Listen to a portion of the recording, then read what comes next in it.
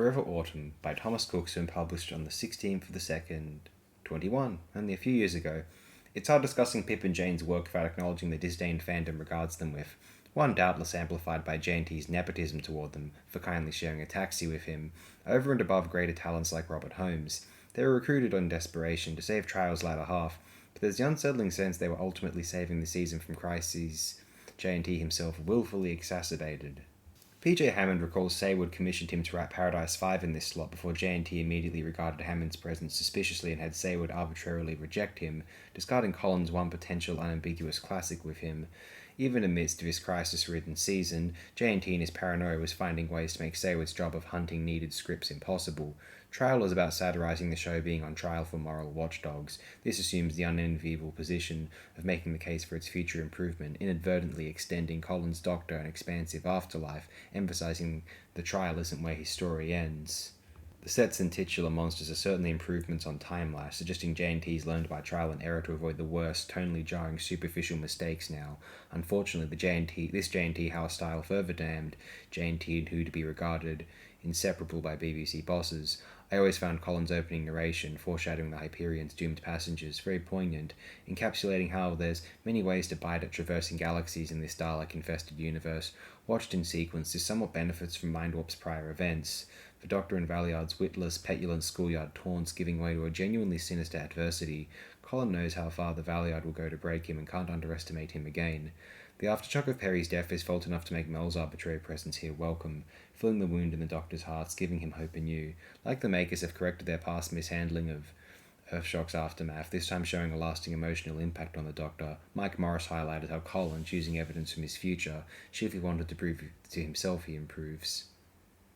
Like the series, the Doctor must leave Forest Beta or Skaro behind, and can't return to fix his failures there, something Moffat was unfortunately fixated with having him do, proving how unsatisfying it'd be. He must move on from that disastrous, devastating outcome and start again, being the needed hero of another story elsewhere.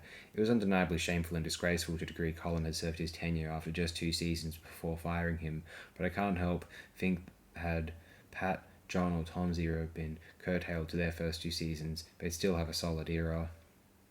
Where audiences once regarded the Doctor as a benevolent, safe and amusing eccentric, Colin's Doctor seemed designed to disillusion that impression, making him seem a genuinely harmful lunatic. Here he's resold to us in a more sanitised, cleaner package, which begs why he couldn't be conceived so from the start. With each J&T Doctor being a neurotic backlash against their predecessor, it feels it's taken 6 years just to get the Doctor workable again. For all talk of having to take the whole package of Colin's Doctor, the fact they could just cosmetically remove his nastier traits here reveals how artificial they were. This clean-up approach of the Doctor redeeming himself spearheaded how fandom's Church of Cornell responded to Who's embarrassing public image by desperately proselytizing that the show is something exponentially more virtuous than we comprehend, culminating in Tennant's absurd pacifism. Mel's dynamic with Colin feels far healthier and certainly less toxic/abusive than Perry's. Makes sense that middle-class Mel, raised to be pristine, polite and ladylike, would vicariously adore this Doctor's bullish disregard for etiquette or inhibitions and relish his eccentric company. The story accumulates quite a body count and infrequent horror atmosphere. Each encounter between the Vervoids and their prey defines them as unkillable foes no one ever survives meeting. Their choice kills of harmless old Kimber and Crater Dolan conveys they'll spare no one. For the first half, they convey the same threat and mystique as the Silence. Mel discovering the Vervoid's body mound and Colin explaining how Vervoids would see this no differently to her seeing a compost heap is beautifully done, possibly the best characterization I ever got on screen, but it's a sad commentary on how J&T's every regressive so-called innovation means the only thing left the show can do to prove its worth is to be really generic, featuring a Doctor and companion who actually like each other's company, like past production teams never figured out that revolutionary thought. There are nice little additions of character, Lasky ordering the Doctor's arrest, then becoming engrossed in one conversation with him before the guards arrive. Janet's flirtations with the communications officer might be the era's erotic highlight. Each death raises the stakes and concerns characters we care about, making their deaths emotive. Aged 11, I was on the edge of my seat, fearing the beautiful stewardess Janet, my earliest TV crush, might die next in Kimber's room, and relieved when she survived. By maintaining the suspense by making death not always an inevitable, predictable outcome, Saywood's absence, like Levine's, is felt for the better, almost suggesting Pip and Jane should have been running AD2 from the start, yet the story's somewhat lost that survival horror sting now. Tat Wood highlighted how Pip and Jane give every character the same ridiculously hyperbolic, flowery, thesaurus-inspired dialogue.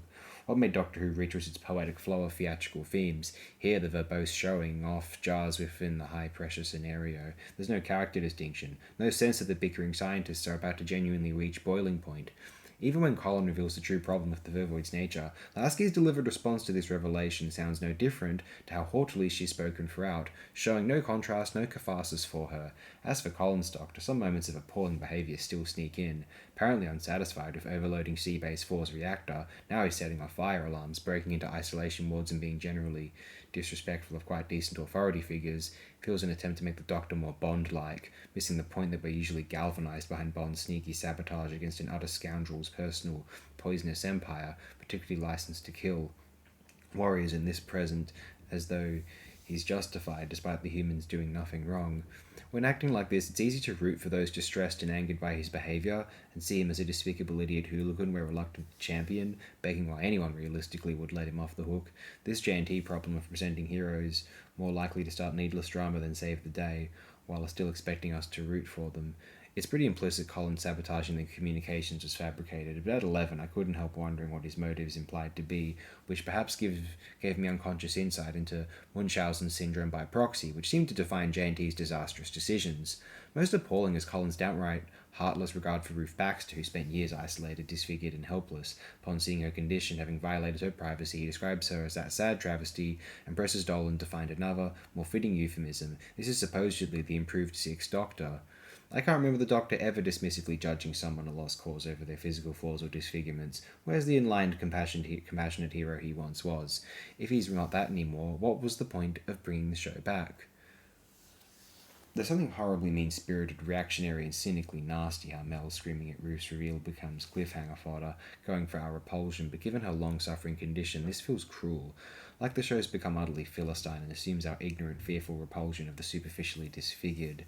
A show that once credited viewers for wiser capacity for empathy, like we hadn't already been taught by the show to be open-minded and look beyond external appearances of the apparently monstrous, like our Warriors of the Deep, which ironically would have better fit this trial season, lectured us to overcome our prejudice against the noble reptile invaders for clearly behaving like Nazis.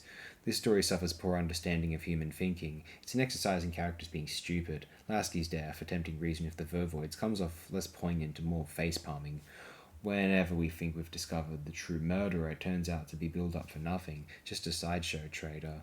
Worse, rather than being defeated by the Doctor's wits, they're usually by a cop-out conveniently usurped by another rogue successor. Every other character ends up spontaneously doing something nefarious to endanger everyone at once. It clouds the whodunit aspect of ridiculously overt red herrings.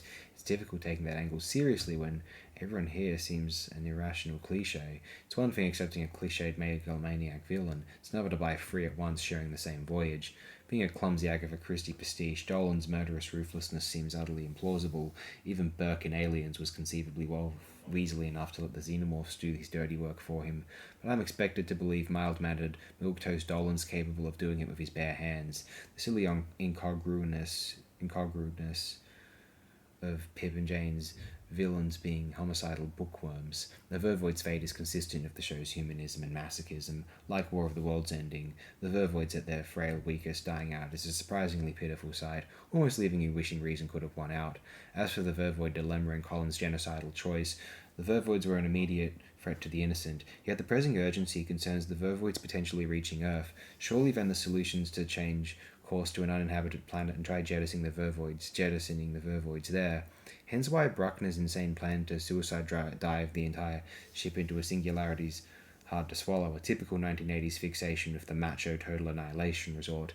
If they're a threat to Earth, just avoid Earth. The story first is undue urgency, which sticks out sorely in rewatches. I get why Bruckner must provide this catalyst for acceleration, making the Vervoids abandon stealth and go on full frontal attack, but it feels mechanical, irrational, and dramatically unsatisfying. The climax doesn't so much evolve and erupt from the plot as kick off on cue. Then almost as quickly, the dilemma's just turned off with the lights. In some ways it does hold up as a fun space thriller, complementing the sense of a dangerous Who-universe, despite its artificial melodramatic characterization. Like Earthshock, it maintains just enough jeopardy to work, preventing us dwelling too much on big questions. It's the closest Collins era got to working as grades demanded broad family entertainment, but given the ridiculously long, cumbersome journey J&T's taken to escape the Williams era, only to arrive right back at Nightmare of Eden territory, it seems a pointless endeavour. Compared to Robots of Death, it's markedly vanilla, demonstrating the show's diminished mojo. As with the problematic trial format, there are moments demonstrating what this era is capable of at its best, so thinly spread across 14 turgid weeks, but it never quite satisfies. There are glimpses of a fairly pacey, exciting space adventure that became slowed down in the tedious mud of the court case, but typical of J&T's era, you're never sure whether that's just wishful thinking or whether removing that issue would remove the problem.